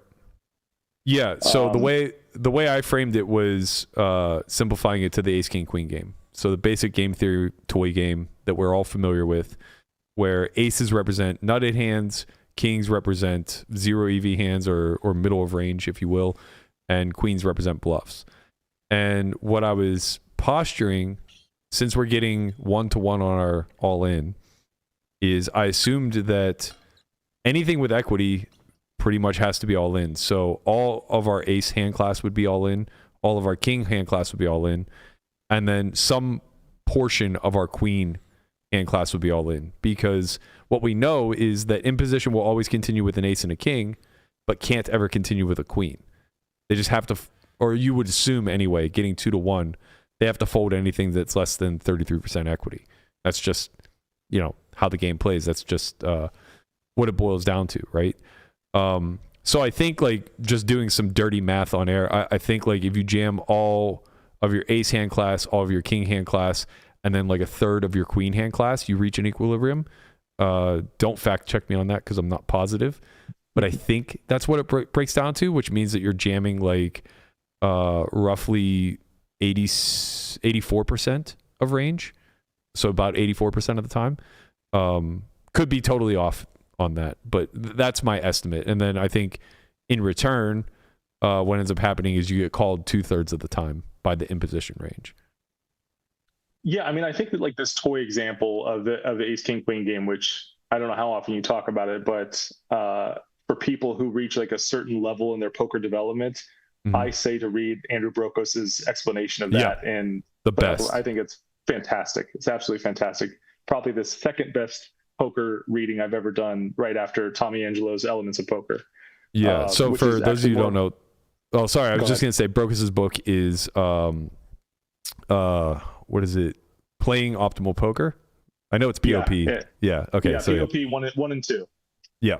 So check that out. Go ahead about Tommy. But yeah, I think that's Tommy's book is the number one book I recommend, and it's actually a book that's more about human psychology than poker. But poker is a game that's more about human psychology than it is about math most of the time. But I think comparing it to that toy game where there's only 3 cards, the ace, king, queen, I think roughly works. I mean, like obviously like 2 players can have like the same hand and rank, just different suits. Yeah. But I think this idea of like, we are going to like be like matching the pot, like kind of as a bluff, which will work like some fraction of the time. But the fact that we're not doing it with 100% of hands shows that in position has some small edge. Right. But out of position doesn't just concede with the worst hands. And that's like an interesting stylized fact from this game, is that no matter how bad your hand is, you're going to be playing some percentage of it. Right. So that's ultimately what I arrive at, is I've seen this game played out and I've talked with people who just like play for fun. And what's very clear to me is the people that are losing are the ones that fold too often. And they're the ones that overemphasize positions. So there's a player in my game particularly that I've like, I don't play this game, so I just like kind of openly mocked him over it because I think he's smarter than this. But he's like, yeah, in a 3-handed game, like you just have to fold pairs first to act, because you could just be drawing dead on a monotone board or whatever. And it's like, well, that's just clearly misunderstanding what equity is. Like, it's just, blatantly obvious that pairs certainly don't ever fold. And I think like what I would arrive at if we were modeling this, obviously this is like super dirty. Whenever you do the ace, king, queen game, the big thing is that you add like rules to it to really simplify things. So when you're looking at like a heads up scenario with like everybody has 1 pot bet and you're trying to reach an equilibrium of like just basically demonstrating what simple pot odds are, you usually make it such that either out of position is jamming range, and then what do you call with getting the price, or you put another caveat on it like out of position will only jam his bluffs a third of the time, or never jam a king. Like he'll always check a king, but always jam his ace and his queen. You can play around with it in order to test the pot odds model, I guess. But in this simple example, obviously it's a lot easier because we're assigning 0 equity to the queen. We're assigning like an average of 50% equity to the king and then 100% equity to the ace. That's not the way poker plays out. It's much more like an ace, king, queen, jack, 10, 9, 8, 7, 6, 5, 4, 3, 2 game, where 2 is like 1% equity and ace is like 99% equity, and then every other card in between represents a different interval. And now you have to figure out at the frequency at which you get it on with each of those. But what I would say is, following that sort of framework, this theory crafting, if you will, is that as you get further and further out of position, you fold more and more of the 2s, the 3s, the 4s, the 5s, and continue more and more with like the average equity, etc. So there is folding that clearly takes place, but also by you entering the pot, it forces those left to act behind you to scrutinize their pot odds. And this is where I think the money is made, is the inability for people to suss out equity and EV in real time. Like, I don't think people really follow or understand that their price changes the more people that enter the pot, but so too does their equity, right? Yeah, it's like a complicated version of the gap concept. As you have more people entering the pot, there's certain hands that are going to benefit, like nut flush draws or just loving life. Right. But I think that like you start to get in a sticky situation with second pair after it goes like call before you. Yeah, it's true. Maybe I'm not sure, because now you're getting, over 3-1, or sorry, you're getting exactly exactly 3-1. You're right. Right? So maybe you should go down a little bit, like in hand quality. Like there's going to be some, I'm trying to think where the cut point would be. I think it's going to be hands that were always going to be in for the price of getting 2-1 on their money, or sorry, 2-1 of, yeah. So like if it folded to you, and sorry, you're getting 1-1 on your shove. Any hand that's willing to get it in there, I think like happily, I think probably is pretty content regardless of how many people acted for them, assuming that it's drawing to the nuts, right? So like you mentioned nut flush draws. All 8 people in front of him could go all in, and the nut flush draw never folds, right? Yeah. But the dirty equity draws would have to be scrutinized a lot more. If 8 people jammed in front of them, even though they're getting 9-1 on their call, if you're drawing to a 4 high flush, you probably have to let it go unless it has some other hidden nut equity, like a 1 out to a straight flush or a gut shot or something along those lines. Yeah, I'm thinking maybe like dominated situations. Yeah, dominated equity. Tempting. Yeah. But are probably bad. Yeah, but that rarely will have anything to do with pairs unless like you were drawing dead to an already made hand that's there at a high frequency, right? So if it's like a 5-6-7 board and you have a hand like 5 deuce, that hand's probably not going to want to invest unless it's like a heads up scenario. But if it's like 5-6-7 and you have a hand like 5-8, that hand would just never ever fold no matter what the action was. Yeah. Do you think more equity is being torched by the folds or by bad calls? The folds, not even close. Everybody I've talked to is way too conservative in this game. Yeah, I think that makes sense. But which, by the way, like maps a lot to, I feel like if I have one insight from years of playing mixed games, it's that the people that do well are the ones that are sticky, just because I think people are overfolding with like too much equity, like too much pot share. Yeah, I agree. And you just kind of you just have to figure out how to navigate those. Like if you watch like good stud players, like they tend to just like race 1 pair versus 2 pair down to the river. Right. And they just navigate that really well. Whereas an inexperienced player, I think, is just overfolding early on and they give up too much equity. Yeah. The interesting thing about this game is that there's post flop risk. So really all you're doing is like, forget that there was an ante pre-flop. That's sunk in. You don't have to worry about it, right? So the pot just exists, right? And now the new cost to play a cold hand is the cost of the pot. And you have the luxury of seeing the flop first. So this is where everything gets really confused, because if this were just pre-flop, right, and there was a pot out there, by position, I don't know that there's many hands that you would fold, right?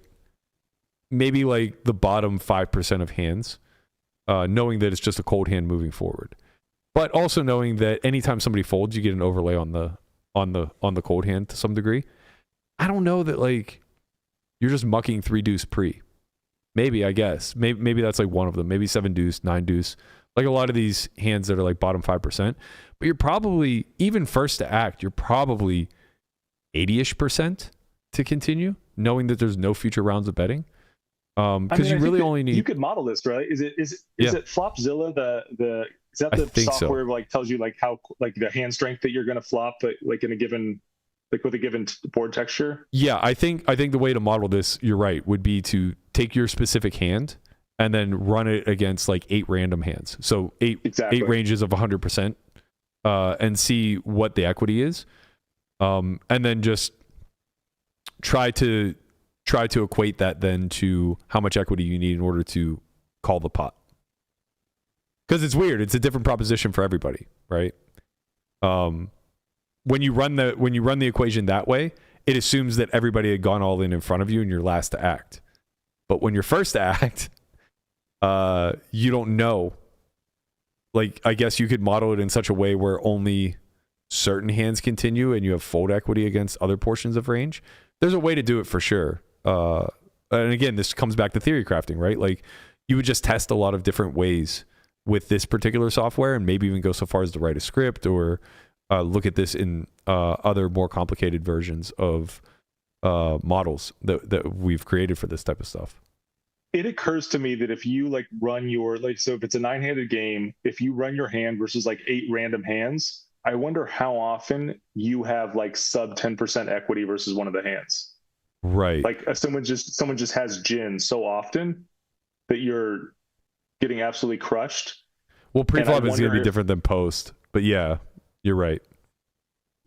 That's my concern here. Like, I think that's why you have to tighten up first, because like the times you're up against a set or 2 pair, you're stone dead. And I wonder how often that happens. And I think that would be interesting to see. I think Flopzilla allows you to do it with post flop. So like that would probably be the next iteration then. Just looking at what the button's call off is supposed to be if 8 people go all in on a certain flop texture and see just how tight it is compared to the pot odds. Yeah, I mean, I think that eventually you're going to come up with like everyone's equilibrium range in all these positions. Right. And then once you have that, obviously the button can make an informed decision. But I guess we're so far from that now that like I just don't know what the button is supposed to do when there's 4 people and 5 people in the pot before him. Yeah, and it's like a game not worth solving because it's never really going to get spread outside of like, end of down bomb pots type of stuff. But it's fascinating to me because I think that this is a really important element to being a live poker player specifically, is just being able to constantly monkey wrench the game and then become a mechanic in real time and figure out the ways to gain EV. And it's just like, if I was playing this game, I would just err on the side of being too loose and, know that I'm just generally going to make money from the folds that occur behind me with hands that are supposed to continue, and live with the fact that maybe I'm making 1% edge here, maybe I'm losing 1% edge, but it's not going to be that big of a deal at the end of the day because it largely is just an expensive cold hand. And then, maybe do some modeling if I really feel like it is worth my time and energy. I mean, I wouldn't discount the fact that like this is like, I think there's value in thinking of like knowing how to solve a game like this on the fly or, shortly thereafter, because if there's something I've seen in poker in the, nearly 20 years I've been in it, is poker players have this tendency to want to invent new games because it's easier to extract an edge from a new game that you've invented that you've thought about for some amount of time, right, rather than try to squeeze additional edge out of the game that everyone already understands. And this has led to the development of several mixed games. It led to the development of bomb pots and then double board bomb pots. Yep. And people are playing those terribly. And I suspect that'll continue to be the case going forward, that, we'll make small tweaks to games. Yep. And I actually thought this was the future of poker. If you're worried about, bots and real-time assistance, is just make changes to the game, like in game, that are impossible to solve. Yeah, I wholeheartedly agree. And just bringing this full circle to tie everybody into the games that you're currently playing, this is what separates, in my opinion, the better live guys from the average ones. Like, they monkey in game. They find ways to tweak the format that they're playing that goes favorably for them. And often this is just by observing like pool tendencies. The pool trends too tight in these particular nodes, so I'm going to ensure that I'm too loose in those particular nodes and just redline them. So whether that's being too wide being too wide with your doubles, but like, you can model this game down to every action that you're ever going to take. You can have a strategy for your pre-flop opens, your c-bet strategies. You can have strategies in place for your double barrels, in position, out of position. You can have strategies for your delayed c-bets, your delayed doubles, your delayed, your double delays until the river. There's just like endless amounts of mapping that can take place if you clearly identify a critical imbalance in either an opponent or in the pool. And that's the way that I think sharp people think about this type of stuff. They don't worry about playing with inside the rules. They just worry about recreating the rules so that they're favorable for them. Yeah, and I like the idea of this heuristic of like, what is the population doing and how can I exploit that? Because I think that's something that's useful outside of poker. And it's something that I kind of come back to a lot of the time in like, how can I, like, I guess seeking alpha is roughly, what is the population doing? How are they making a mistake and how can I benefit from it? Yeah, that's a really concise way of putting pretty much how I see poker. And then extrapolating that out into the real world, you're going to find a lot of hidden gems. Those people out there that are like flipping storage units and just raking in endless dollars. It's not pretty work. It's not glamorous. Nothing I really want to get involved in. It's heavily exploitative. But who sits around and thinks to themselves, you know what has a sick fucking ROI? Buying a compound of storage lockers. Guapo's like, yeah, that's true. Renting them out and then raising the rent every 8 to 12 months because they have nowhere else to go and their stuff is already there. We have it secured, Then like, look, that's, like I said, it's not glamorous. It's nothing that I would personally want to do, but like there are people who make generational wealth off of that type of shit. Maybe I'm exaggerating a bit, but you are you get the talking idea. The renter, like the person who's renting out the storage, or the person who's buying the unit, like in the one who's offering the storage unit? wars? Oh, okay, offer. Yes, that is where the money is because I feel like people romanticize the purchasing of the units. It's one in a 1,000 that you randomly get a former Las Vegas Raiders storage locker and have like all of it. This just happened. I think it was a Raider lineman or something had his locker purchased and he had like all of his Michigan national championship gear in there. There's a show called Storage Wars, right? It's definitely 1 in 1,000 that you find something that's like really going to turn, it's going to have a really big ROI. But as far as like actually just buying up old lockers, like there's money to be made there. Yeah, but it's on the margins, right? Like you pay $300 for something that you'll make a $400 return on. It's like it's a fucking hustler's grind. It's a numbers game. And if you know what you're doing, I you know what you're believe looking it's for. negative EV. I'm like so confident it's negative EV to buy lockers if you're bidding against other people. Oh, yeah. If you're bidding against, yeah, for sure. I think we all agree with that. I think Guapo's just basically saying like it's not like the shows. There's plenty of situations where like you can just walk and buy a dead an abandoned locker. But as far as actually leasing out lockers and like owning that business, I think you get to keep all their stuff too, right? Like if someone just stops paying, like it's just your stuff. Yeah, so you don't have to bid. Yeah. You can just be the auctioneer and you can make sure that they just only get the goat behind the door if we're playing Monty Hall. Let's Monty make a Hall, deal. yeah. You can fix the Monty Hall problem. There is no car. There was never a car. You never had your car. All right, let me get you out here. Almost said Guapo, Barber. We chat too long about these things. I really appreciate you doing this every week, by the way. I know you don't have to. I enjoy it as well. Maybe if I do a good job, I'll be put on the payroll at some point.